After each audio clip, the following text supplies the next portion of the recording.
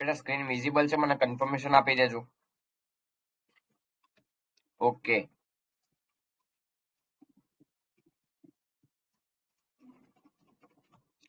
Done છે. ચાલો answer આપી દેજો બેટા ફટાફટ. ચાલો આજે ચેપ્ટર નંબર 8 ચાલુ કરીએ છીએ બેટા આપણે. બરોબર, ચેપ્ટર નંબર 8 જે છે એ ચાલુ કરીએ છીએ. 1 થી 7 ચેપ્ટર આપણા બધા જ કમ્પ્લીટ થઈ ચુક્યા છે અને આજે આપણે 12th નું ચેપ્ટર નંબર 8 જે છે ને એ ચાલુ કરીએ છીએ.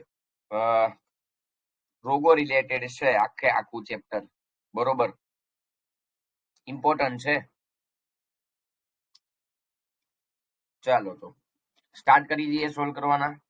બરોબર છે, ચાલો. First MCQ. સ્વાસ્થ્ય શબ્દને ઘણી બધી રીતે વ્યાખ્યાયિત આપણે કરી શકીએ છીએ. બરોબર છે, નીચેનામાંથી સ્વાસ્થ્ય માટેની વધુ યોગ્ય વ્યાખ્યા જણાવો. મતલબ વધુ યોગ્ય મતલબ કે આમાંથી કઈ વ્યાખ્યા જે છે એ સૌથી યોગ્ય વ્યાખ્યા છે તો દેખી લઈએ. ચાલો, સ્વાસ્થ્ય એટલે શરીર અને મનની સંતુલન સ્થિતિ. શરીર અને મનની ના, એ પ્રોપર વ્યાખ્યા ના કહેવાય. સ્વાસ્થ્ય એક હસતા ચહેરાનું પ્રતિબિંબ છે. ના, સ્વાસ્થ્ય એટલે સંપૂર્ણ રીતે શારીરિક, માનસિક અને સામાજિક સુખાકારીની સ્થિતિ. Yes, exactly, answer is C. Second, ઘણા રોગોની ઓળખ તેમના લક્ષણો ઉપરથી થાય છે અને નીચે આપેલા વિકલ્પોમાંથી ન્યુમોનિયા માટેના લક્ષણો દર્શાવતો સાચો વિકલ્પ. ન્યુમોનિયા માટેનો અહીંયા આગળ વિકલ્પ પૂછ્યો છે બેટા, તો સીધી વસ્તુ છે કે શ્વસનમાં મુશ્કેલી, તાવ, ઠંડી, કફ અને માથું દુખવું. આ ન્યુમોનિયા જે છે એના લક્ષણો છે આ. ત્રીજું, સ્મેક એક દવા છે જે શેમાંથી મેળવવામાં આવતી હોય છે.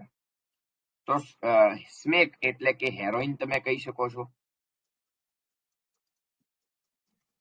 બરોબર છે, તો આ જે હેરોઇન છે એ તમને શેમાંથી મળતું હોય છે તો કે પાપાવર સોમેનિફેરમ, એના ક્ષીરમાંથી. બરોબર, ડાયએસિટાઇલ મોર્ફિન કહી શકો ને હેરોઇન જે છે રાસાયણિક રીતે. બરોબર, એટલે મોર્ફિન જે છે એ તો તમને ખબર જ છે ને બેટા કે પાપાવર સોમનીફેરમ માંથી મળતું તમને જોવા મળે છે.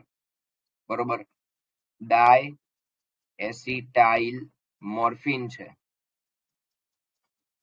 ચાલો, ચોથું, નીચે પૈકી કઈ લસિકા પેશી નથી?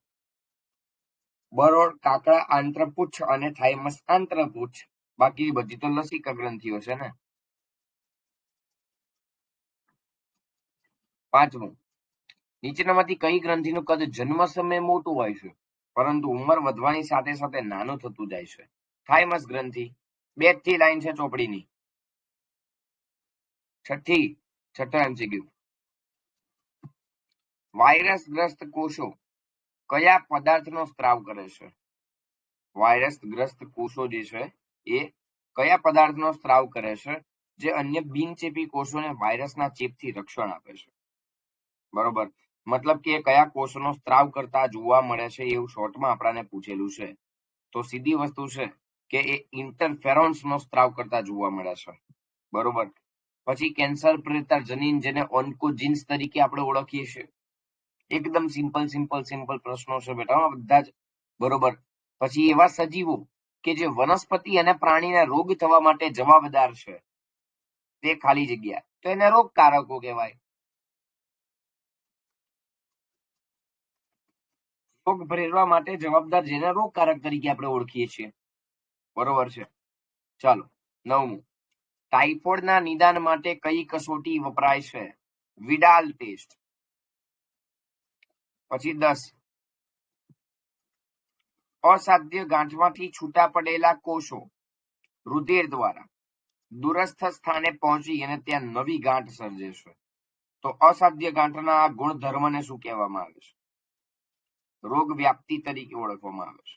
અલગ અલગ જગ્યાએ જઈ અને રોગ પ્રેરે છે, રોગ વ્યાપ્તિ. 11 નંબર, પેશી અંગ પ્રત્યારોપણ દ્વારા દર્દીને બચાવી શકાય, પરંતુ આવી પેશી કે અંગ દર્દીના શરીર દ્વારા સ્વીકાર થતું નથી અને પ્રત્યારોપણ નિષ્ફળ જાય છે. એના માટે કઈ પ્રતિકારકતા જવાબદાર છે? તો સીધી વસ્તુ છે, કોષોમાં થતી હોય તો કોષની મધ્યસ્થી પ્રતિકારકતા આવશે, કોષીય પ્રતિકારકતા કહેવાય ને. બરોબર, ચાલો. 12મું એમસીક્યુ. કોલોસ્ટ્રમમાં રહેલા એન્ટીબોડી નવજાત શિશુને રક્ષણ આપે છે. કોલોસ્ટ્રમમાં રહેલા એન્ટીબોડી નવજાત શિશુને રક્ષણ આપે છે. અને કોલોસ્ટ્રમમાં કયા પ્રકારના એન્ટીબોડી હોય? તો IgA ઇમ્યુનોગ્લોબ્યુલિન એ પ્રકારના, કેમ કે એ માતા જે હોય ને, માતા એમાંથી બાળકને સીધા ટ્રાન્સફર થશે. ઇમ્યુનોગ્લોબ્યુલિન એ વાળા IgA, બરોબર, ડાયરેક્ટ ટ્રાન્સફર હોય છે. 13મું, જ્યારે તંદુરસ્ત વ્યક્તિને મનોચિકિત્સક એના દ્વારા અસ્વસ્થ દર્શાવવામાં આવે છે, તો તેનું કારણ શું હોઈ શકે? મતલબ અસ્વસ્થ મતલબ કે કંઈક બીમાર છે ભાઈ એમ. તો દર્દી તેના કામ દ્વારા કાર્યક્ષમ નથી અને દર્દી ગેરવર્તણૂક કે સામાજિક વ્યવસ્થિત કે ગેરવ્યવસ્થા છે.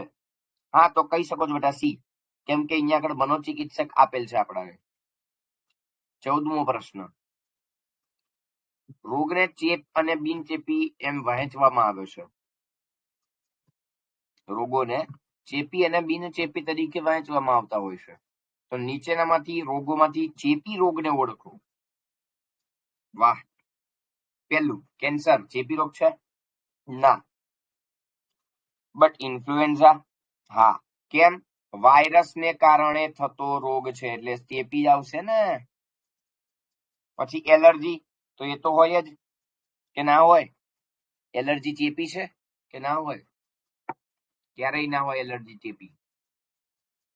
અને શીતળા, તો શીતળા પણ ગંભીર રોગ છે કે ચહેરા અને હાથ ઉપર નાની નાની ફૂલ્લીઓ જે છે ને એ થાય, અને એ પણ વાયરસ દ્વારા થતી હોય. એનું વાયરસનું નામ પણ તમને કહી દઉં બેટા, વેરિયોલા વાયરસ છે. બરોબર, નામ થોડુંક ધ્યાનમાં રાખજો, વેરિયોલા વાયરસ છે.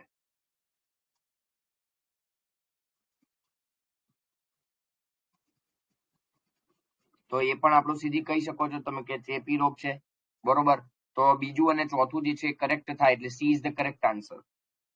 15, સ્પોરોઝોઇટ એ મનુષ્યમાં રોગ સંક્રમણ માટે જવાબદાર છે. સ્પોરોઝોઇટ જે ક્યાં હોય? તો કે મચ્છરની લાળ ગ્રંથિમાં. 16 નંબર, નીચેનામાંથી કયા કારણો સંધિવા થવા માટે જવાબદાર? સંધિવા એટલે સાંધાના દુખાવા થશે બેટા. બરોબર, તો એના માટે સાચો વિકલ્પ પસંદ કરો. તો લસિકા કોષો વધુ પડતા સક્રિય થવાને કારણે? ના.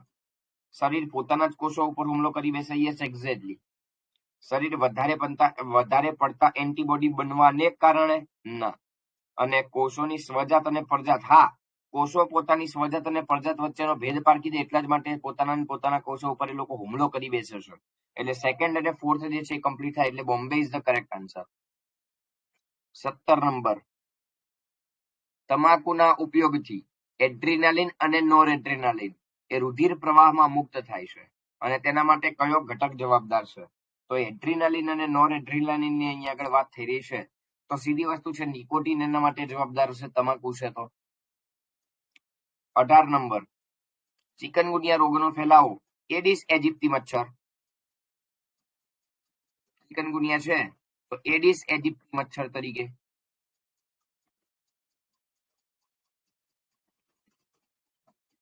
એમાં ના હોય બેટા, ખ્યાલ ના આવ્યો.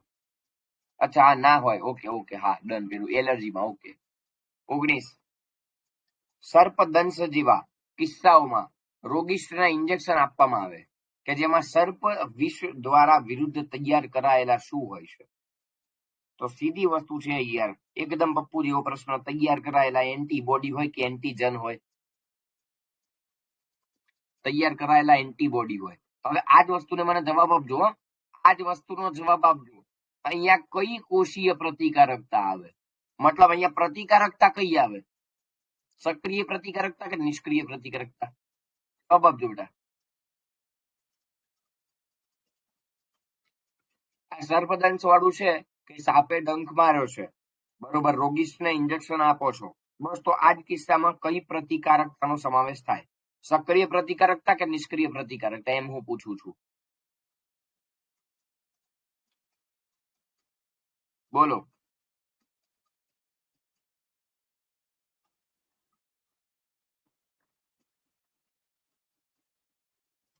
એક્ઝેક્ટલી બેટા, નિષ્ક્રિય પ્રતિકારકતા.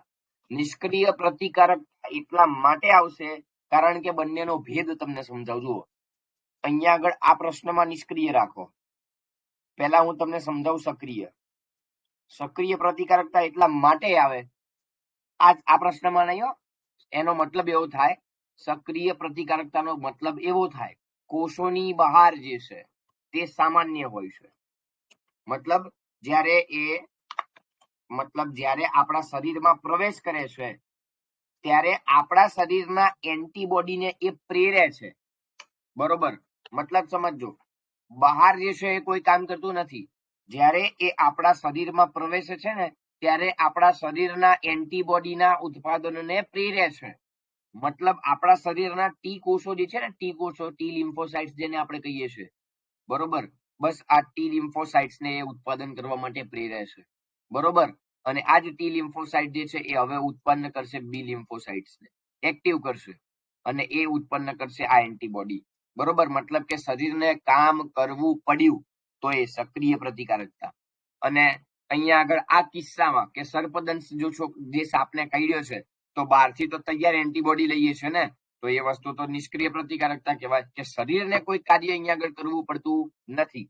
બરોબર, જો શરીરને કઈ કાર્ય કરવું પડે અને શરીરમાં રહીને સક્રિય થાય તો એ સક્રિય પ્રતિકારકતા.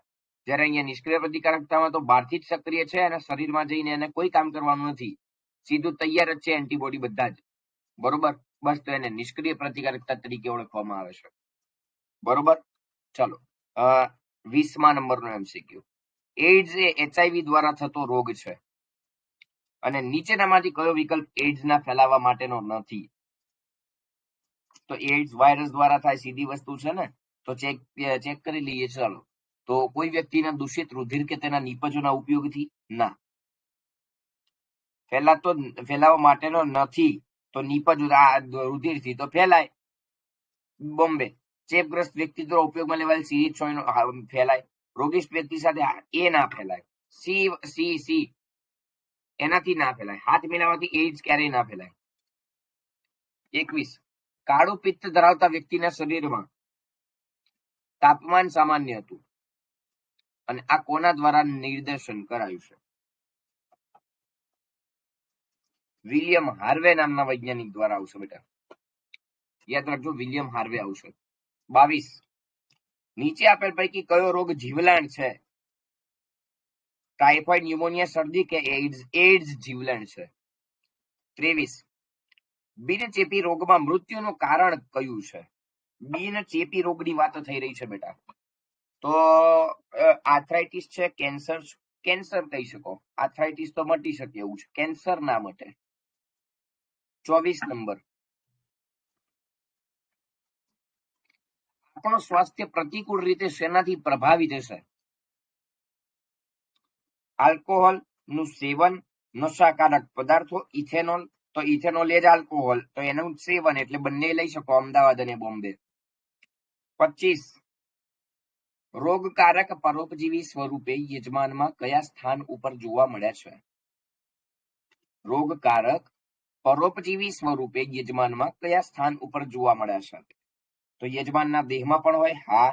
યજમાનના દેહ ઉપર પણ હોય, હા. બંને લઈ શકો છો, એ અને બી બે કહેવાય બેટા. 26 નંબર, રોગકારકો એ આપણા શરીરમાં બાહ્યકાર અને કાર્યાત્મક ક્ષતિ કેવી રીતે સર્જે છે? રોગકારકો એ બાહ્યકાર અને કાર્યાત્મક રીતે ક્ષતિ સર્જે છે તો આપેલ તમામ આવશે, કેમ કે શરીરમાં પણ પ્રવેશી શકે છે, ગુણન બી પામી શકે છે અને આવશ્યક ક્રિયામાં ખલેલ પણ પહોંચાડી શકે છે. એટલા જ માટે મેં તમને અહીંયા આગળ પ્રિફર કર્યું કે બધા જ આવશે. પછી સાલ્મોનેલા, ટાઇફોઇડ શું કામ કરશે?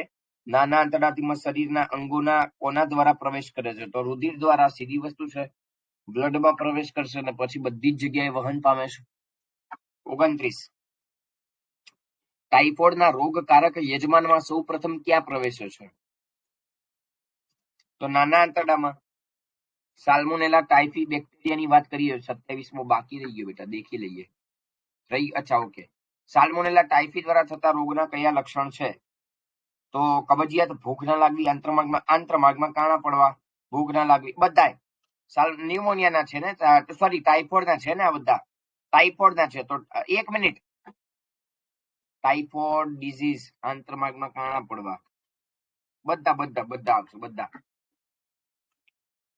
30 નંબર, ટાઇફોઇડ કેવી રીતે ફેલાય છે? બંને. ટાઇફોઇડ માટે જવાબદાર રોગકારક કયો? તો સાલ્મોનેલા ટાઇફી, સીધી વસ્તુ છે ને. 32, રોગકારકો યજમાનના અંતઃ પર્યાવરણમાં પોતાનું જીવન અનુકૂલિત કરવા માટે કઈ ક્ષમતા ધરાવે છે? તો ક્ષમતા જે લોકો ધરાવે છે તે જઠરમાં નિમ્ન પીએચમાં જીવંત રહેવા માટે, પછી ભિન્ન પાચન ઉત્સેચકોનો પ્રતિરોધ, બંને આવશે બેટા. 33, ટાઇફોઇડના નિદાન માટે કયો ટેસ્ટ? ટાઇફોઇડ માટે ટેસ્ટ પૂછ્યો છે તો વિડાલ ટેસ્ટ આવશે. હમણાં પણ ગયો આ પ્રશ્ન એકવાર. પછી ટાઇફોઇડ માટે મેડિકલ ક્ષેત્રે ઉત્કૃષ્ટ ઉદાહરણ મેરી મેલોન છે. મેલોન છે હો, નોટ મેનો ન. આ બે ભેગું ના થઈ જાય બેટા. મેરી મેલોન છે, મેનો ન નહીં. એટલે અમદાવાદ આવશે, બોમ્બે નહીં. ચલો, પછી મેરી મેલોન નું ઉપનામ ટાઇફોઇડ મેરી કહેવાય અને અમદાવાદ આવશે. આમાં ફરીથી એકવાર, મેરી મેલોન વ્યવસાયિક રીતે કોણ હતા? તો કે વ્યવસાયિક રીતે એક રસાયણ શાસ્ત્રી હતા. બરોબર છે. પછી ન્યુમોનિયા કોને સંક્રમિત કરે છે? તો કે વાયુકોષ્ઠોને, પાણી ભરાઈ જવું વાયુકોષ્ઠોમાં. પછી મનુષ્યમાં ન્યુમોનિયા પ્રેરવા માટે જવાબદાર બંને આવશે, સ્ટ્રેપ્ટોકોકસ ન્યુમોનિયા અને હિમોફિલિસ ઇન્ફ્લુએન્ઝા, બંને આવશે. બંને ન્યુમોનિયા પ્રેરવા માટેના જવાબદાર જીવાણુ બેક્ટેરિયા છે. 39, સૌથી વધુ સંક્રમિત રોગ કયો છે? શરદી. પછી ન્યુમોનિયા રોગનું લક્ષણ કેવી રીતે થાય છે? તો કે ન્યુમોનિયા માટે અહીંયા આગળ એક્સરે આવે કે વિડાલ ટેસ્ટ આવે? બોલો બેટા, બોલો, જવાબ આપજો બેટા. 40માં ન્યુમોનિયા રોગનું નિદાન કેવી રીતે? એક્સરે થી થાય છે, એક્સરે. પછી મનુષ્યમાં થતા જીવાણુજન્ય રોગનું નામ? જીવાણુ એટલે બેક્ટેરિયા, તો બેક્ટેરિયા દ્વારા થતો રોગ બધા આવે. મરડો, પ્લેગ, ડિપ્થેરિયા બધા બેક્ટેરિયા વાળા રોગ છે. ચાલો, ત્યારબાદ 42, ન્યુમોનિયાના દર્દીની ખાંસી કે છીંક દ્વારા શું મુક્ત થાય છે? બોલો, શું કહેવાય? બિંદુકો કહેવાય કે એરોલ્સ કહેવાય? બંને કહેવાય, બે કહી શકો. 43, રોગિષ્ટ વ્યક્તિથી સ્વસ્થ વ્યક્તિમાં ન્યુમોનિયા જે છે કેવી રીતે ફેલાય છે? તો કે ખાંસી, છીંક, રોગિષ્ટના વાસણોમાં, બધાય. પછી ન્યુમોનિયાના પરિણામે કઈ સમસ્યા સર્જાય છે? તો કે વાયુકોષ્ઠો પ્રવાહીથી ભરાઈ જાય છે, શ્વાસ નળી પ્રવાહીથી ભરાઈ જાય છે, શ્વસન સંબંધિત ગંભીર સમસ્યા છે એટલે દિલ્હી કહેવાય, બોમ્બે ના લઈ શકાય. 45, સામાન્ય શરદી કયા વાયરસ દ્વારા થાય છે? રીનો વાયરસ. શરદી માટે તો એક જ કોમન વાયરસ છે ને, રીનો વાયરસ. પછી માનવ શરીરમાં શરદી કયા ભાગમાં સંક્રમિત થાય છે? તો એ અને સી બંને આવશે, કારણ કે શરદી નાકમાં અને શ્વસન માર્ગમાં બંનેમાં સંક્રમિત થાય. તમે કહેશો સર ફેફસામાં ના થાય? ના બેટા, ફેફસામાં કોઈ જ હાનિકારક નથી. ફેફસા માટે કોઈ જ હાનિકારક નથી. બરોબર. નાક અને શ્વસન માર્ગ બંનેમાં થાય, કારણ કે એક નાક બંધ થઈ જાય. તમને ખ્યાલ હશે આ વસ્તુ, ઘણી વાર આ અનુભવ્યું હશે, એટલા માટે. ચલો, પછી પ્લાઝ્મોડિયમની ભિન્ન જાતિઓનું નામ આપો. પ્લાઝ્મોડિયમ વાઇવેક્સ, પ્લાઝ્મોડિયમ ફાલ્સિફેરમ, પ્લાઝ્મોડિયમ બધાય. પછી પ્લાઝ્મોડિયમની કઈ જાત દ્વારા ફેલાતો મેલેરિયા રોગ સૌથી ગંભીર? તો પ્લાઝ્મોડિયમ ફાલ્સિફેરમ આવશે બેટા. પ્લાઝ્મોડિયમ ફાલ્સિફેરમ જે સૌથી ઘાતક મેલેરિયા રોગ પ્રેરતો જવાબદાર છે. 49, પ્લાઝ્મોડિયમ કેવા સ્વરૂપે દેહમાં પ્રવેશો? દેહમાં એટલે શરીરમાં કયા સ્વરૂપમાં પ્રવેશો છે? તો કે સ્પોરોઝુઓઇટ સ્વરૂપે. કેમ કે કોઈ મનુષ્યમાં જયારે એ મચ્છર કરડે ને ત્યારે સૌથી પહેલા જે પ્રવેશે એ સ્પોરોઝુઓઇટ જ તો પ્રવેશે. ચલો, 50 નંબર, કયા વાહક દ્વારા મેલેરિયાનો પ્રજીવ મનુષ્યના દેહમાં પ્રવેશ કરે છે? માદા એનોફિલિસ મચ્છર. એકદમ ઈઝી સવાલ. 51, રક્તકણના ફાટવાથી થવાતો મુક્ત થતાથી ભાગમાંથી પરોપજીવીના ખોરાક તરીકે કોણ બને છે? હિમ કે ગ્લોબિન? પરોપજીવીના ખોરાક તરીકે તો કે ગ્લોબિન બને છે. ગ્લોબિન એટલે બોમ્બે આન્સર આવશે. 52 હિમનું રૂપાંતરણ થતા કયો વિષ?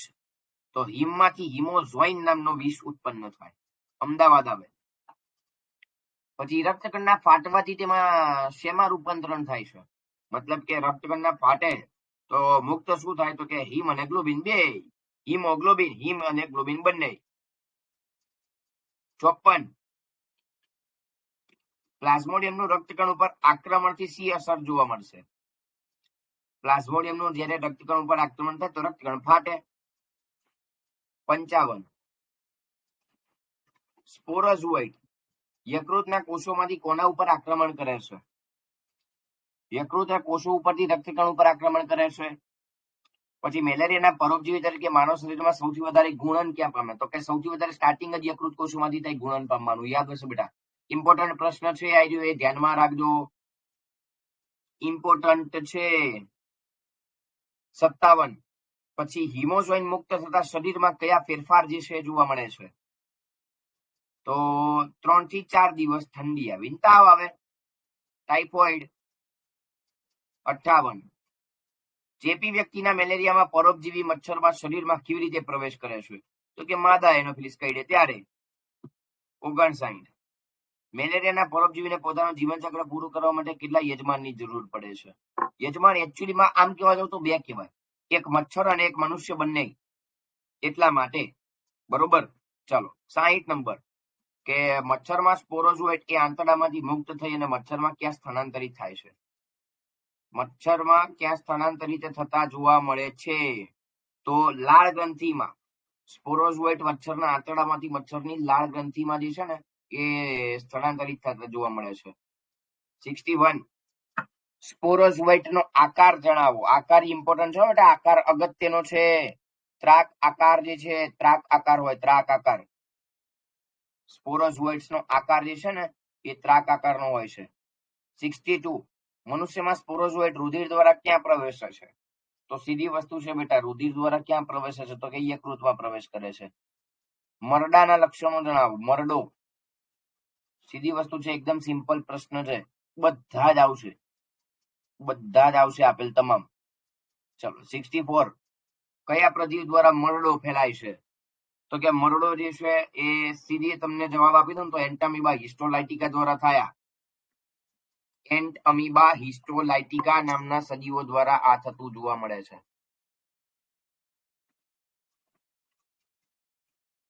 અહીંયા અમીબિયા હિસ્ટોલાઇટિકા છે બેટા, એટલે અમદાવાદ 64 અમદાવાદ નહીં આવે હો.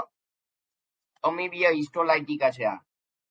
થોડું ધ્યાનમાં રાખજો બેટા, અમીબિયા હિસ્ટોલાઇટિકા છે એટલે એ નહીં આવે. 65 અમીબિયા મરડો કે અમીબાયોસિસ કોના દ્વારા થાય? પ્રજીવ દ્વારા.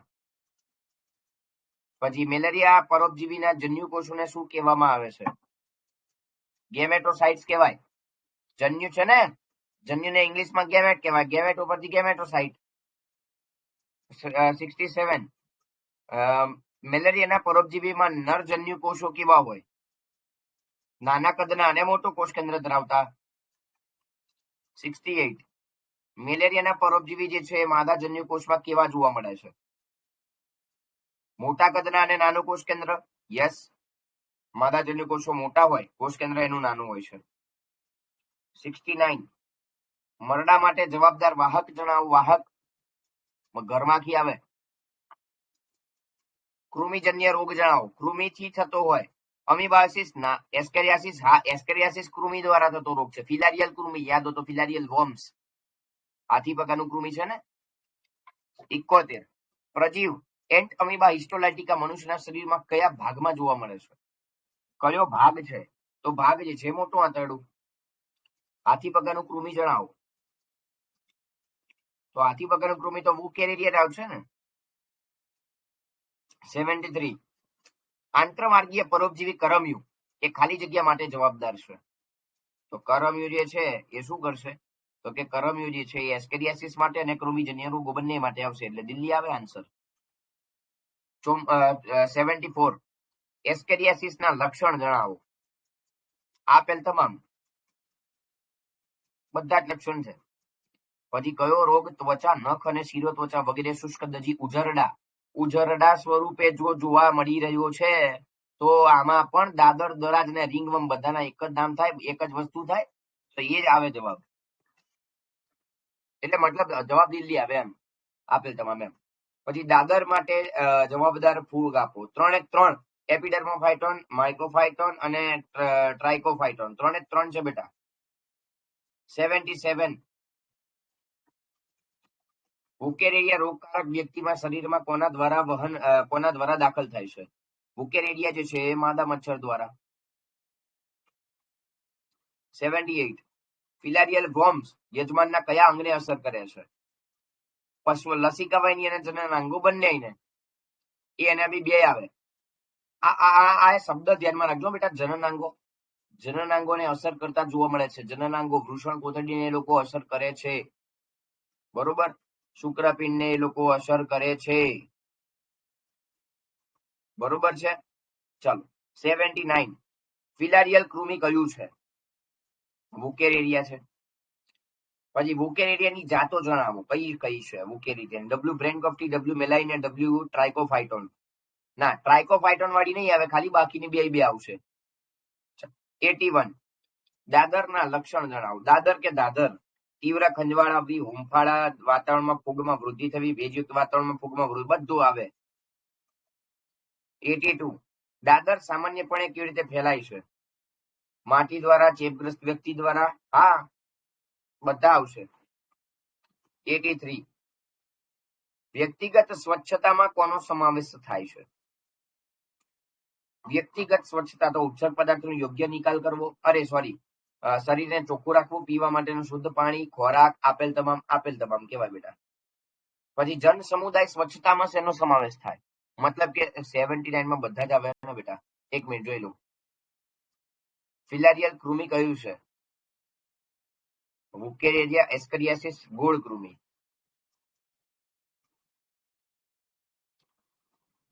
ફિલારિયલ વોર્મ્સ એટલે વુકેરેડિયા કહેવાય. એસ્કેરિયાસિસ થઈ શકે, પણ ફિલારિયલ કૃમિ બેટા ગોળ કૃમિ ના કહેવાય ને. ફિલારિયલ વોર્મ્સ જે છે ગોળ કૃમિ થોડી કહેવાશે. એ તો સીધા જ હોય ને, એમાં કોઈ ગોળ કૃમિ તો આવતા નથી. ખબર પડી? મેં એટલા માટે અહીંયા આગળ આન્સર એ કીધો છે કે ભાઈ એસ્કેરિયાસિસ જે છે એ તો મને ખ્યાલ છે કે એપિકા ફિલારિયલ કૃમિ તરીકે ઓળખી શકાય, પણ એકચ્યુઅલીમાં ફિલારિયલ કૃમિ જે છે એ આ વુકેરેડિયા છે, એટલા માટે. બરોબર છે. ચાલો 84 જન સમુદાય સ્વચ્છતામાં કોનો સમાવેશ થાય? તો ઉત્સર્ગ પદાર્થનો યોગ્ય નિકાલ કરો, જળાશયની સાફ સફાઈ, ખાળ કૂવાની સાફ સફાઈ, બધા. 85 ડેન્ગ્યુ કયા મચ્છર દ્વારા થાય છે? ડેન્ગ્યુ જે છે એ એડિસ એજિપ્ટી મચ્છર દ્વારા થાય છે.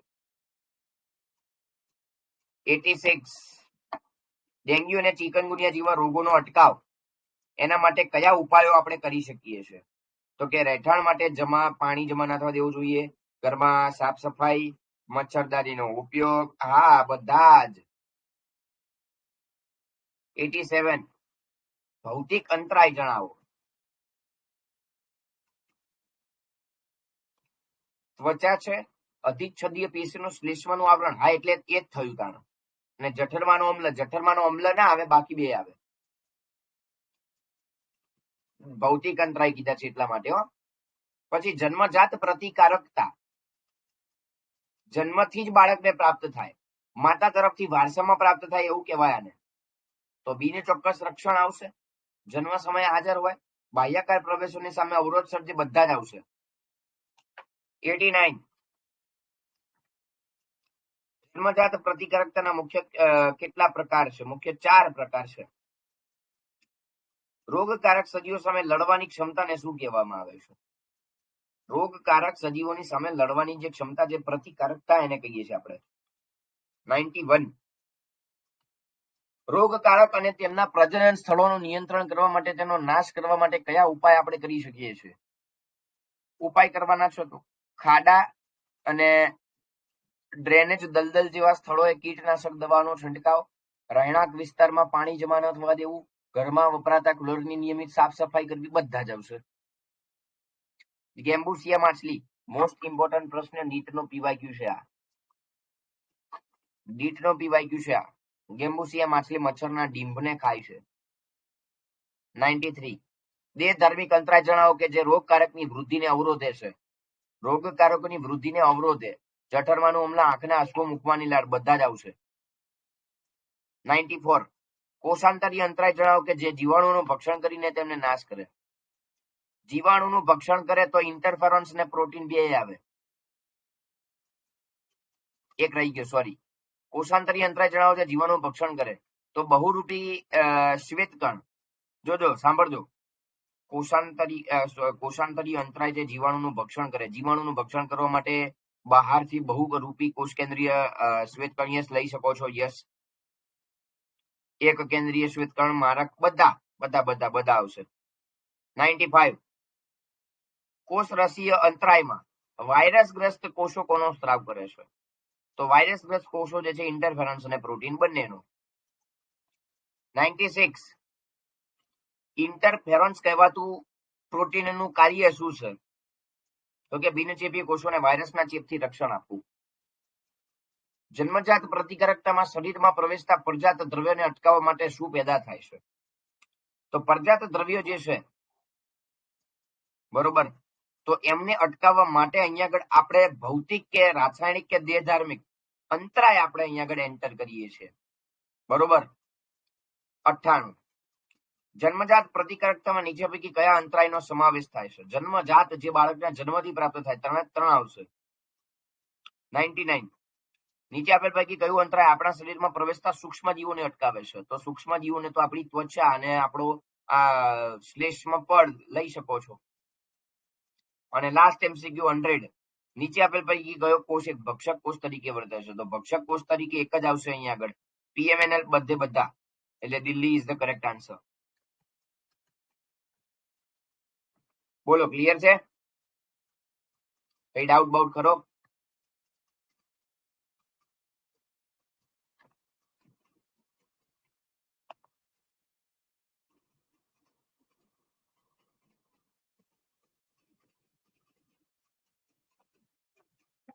સિત્તેર જોઈ લો બેટા. કૃમિજન્ય રોગ કયો છે? ફિલારિયાસિસ, એસ્કેરિયાસિસ કે અમીબાયોસિસ? અમીબાયોસિસ તો અમીબીય, બોલો, ઓલ આવશે ને. અમીબાયોસિસ અમીબા દ્વારા થતો રોગ છે ને. અમીબા કૃમિ થોડી આવે. એસ્કેરિયાસિસ આવે. ફિલારિયાસિસ તો પોતે વર્મ્સ છે. હા, એટલે સી કહી શકો તો લઈ શકાય. આ સ્થિતિમાં આપણે લઈ શકીએ ભાઈ કે ભાઈ અહીંયા ઓલ થશે, લઈ શકાય.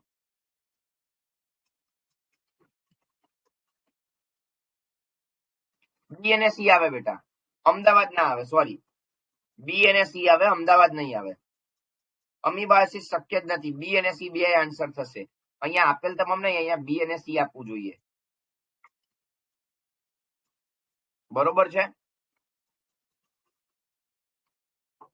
ડન ને? ઓકે, ચાલો.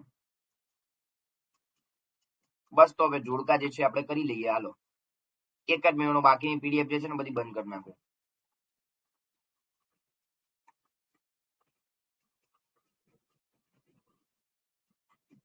ચાલો, તો 8 નંબર.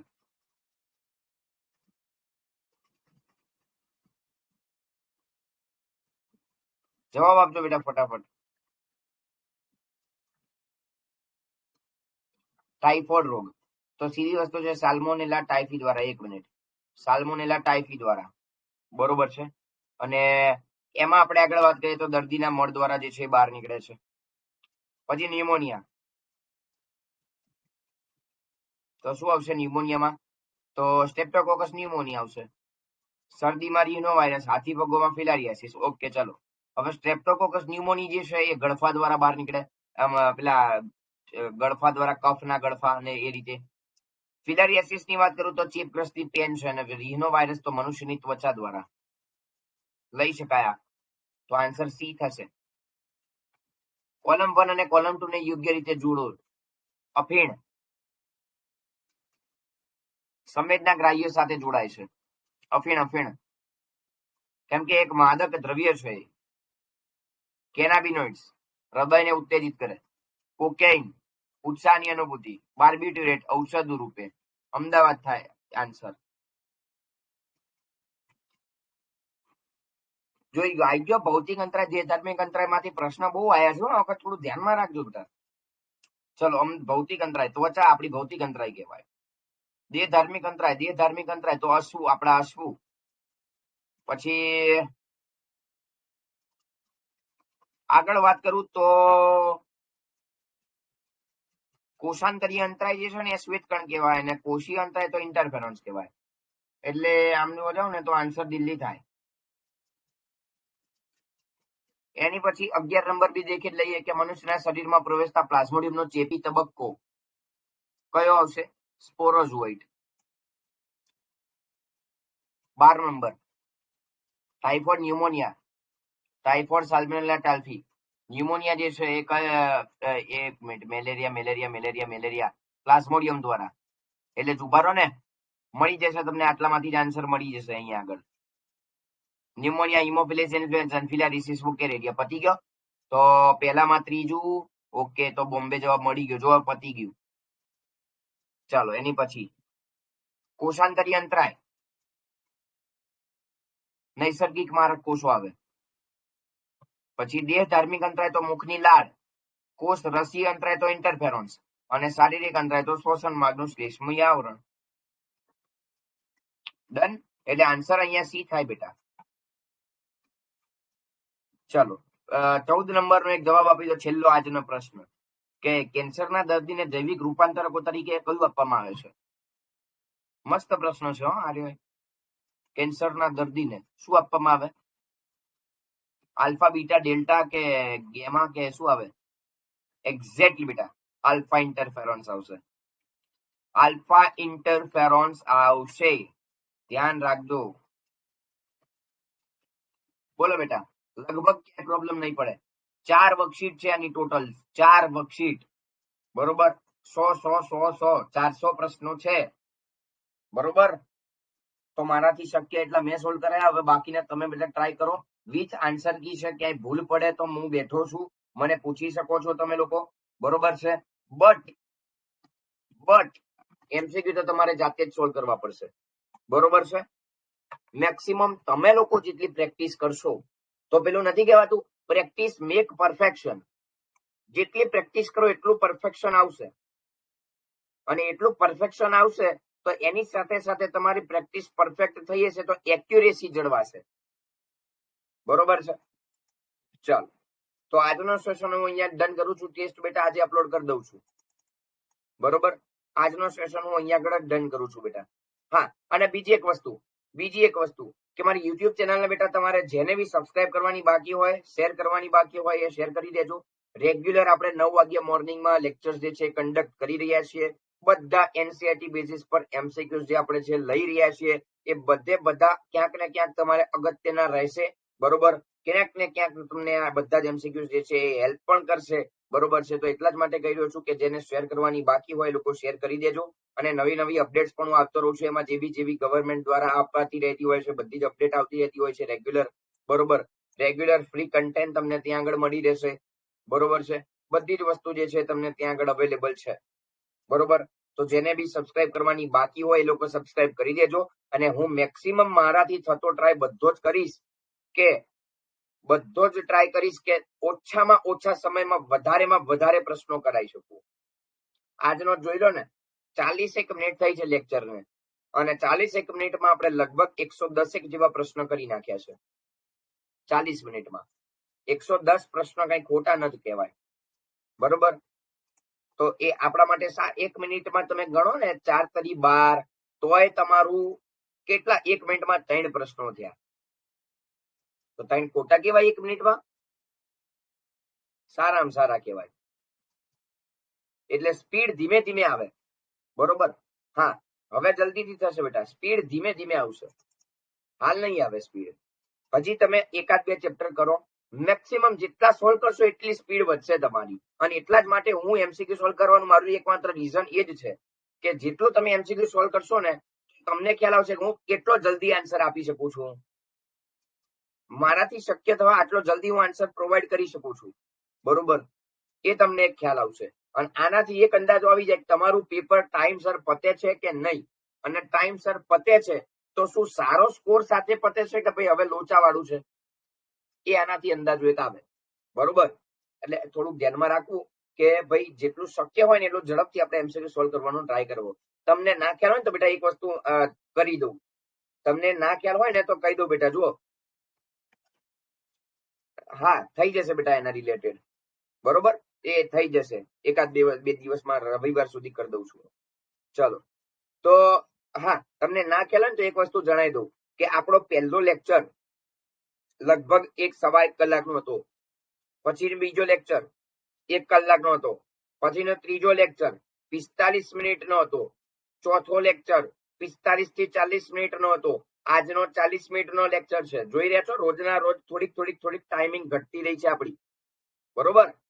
હા, નો ડાઉટ મેં પહેલા દિવસે થોડોક લેક્ચર લાંબો કર્યો હતો, હાથે કરીને લાંબો કર્યો હતો. બાકી પતાવો તો એ બી પતી જાત. 10 મિનિટ ઓછી લઈ લેવાની એમાં, બરોબર, 10-15 મિનિટ. પણ ત્યારે એવું નતું કરવું. પહેલો દિવસ હતો, પહેલા દિવસે હું થોડો સ્પીડમાં છું તો તમારી માટે આ સ્પીડ અનુકૂળ કરવી થોડી ઓછી પડે. રેગ્યુલરમાં આ સ્પીડ પકડો ને તમે, હવે ચાલે તમને, બરોબર. હવે તમે આ સ્પીડ પકડી શકો છો, બરોબર. એટલા માટે આપણી સ્પીડ પણ તમે ઇન્ક્રીઝ થઈ રહ્યા છે આપણે ડે બાય ડે, બરોબર. સ્પીડ ઘટી રહી છે આપણી, બરોબર. સોરી, ઘટી નહીં, સ્પીડ વધી રહી છે આપણી. વધારે એમસીક્યુ કરી રહ્યા છીએ આપણે ઓછા સમયમાં, બરોબર. તો એ બેનિફિટ છે એક આપણા માટે સારો એવો કે આપણે 90 પ્રશ્નો જે આપણા બાયોલોજી સબ્જેક્ટના આવે છે એને આપણે સમયસર પૂરા કરી શકીએ અને સમયસર કુંડાળા કરી શકીએ, બરોબર. એ આપણા માટે એક પ્લસ પોઈન્ટ છે. તો એ પ્લસ પોઈન્ટને આપણે સાચવીને રાખીએ અને મેક્સિમમ એમસીક્યુઝની પ્રેક્ટિસ કરીએ, બરોબર. અને બીજી એક વસ્તુ કે તમને આજે બેટા એપ્લિકેશનમાં હું એક પીડીએફ મોકલી આપું છું જે OMR સીટની છે. 100 એમસીક્યુઝની OMR છે. તો એ OMR માં તમે ઘરે જાતે પણ પ્રેક્ટિસ કરી શકો છો. કદાચ તમારે કુંડાળા પૂરીને ચેક કરવું હોય ને તો, બરોબર, એની મસ્ત એવી થોડી એવી પ્રિન્ટ કરાવી લેવાની, બરોબર. થોડી એવી પ્રિન્ટ કરાવી લેવાની, જે બી 10, 15, 25, 30 તમારી જેવી ઈચ્છા હોય, બરોબર. એટલા માટે કહું છું, બરોબર છે.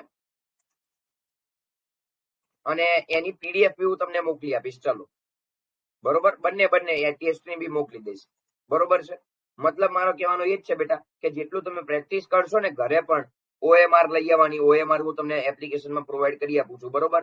તો ત્યાં આગળથી તમે ડાઉનલોડ કરી લેજો અને એ જ OMR માં ચાલુ કરી દો કુંડાળા પૂરવાનું. કારણ કે અહીંયા પ્રોબ્લેમ ક્યાં થશે ખબર છે? તમે MCQ સોલ્વ તો કરી શકશો, એનો વાંધો છે જ નહીં, પણ કુંડાળા પૂરવામાં લોચા પડે છે.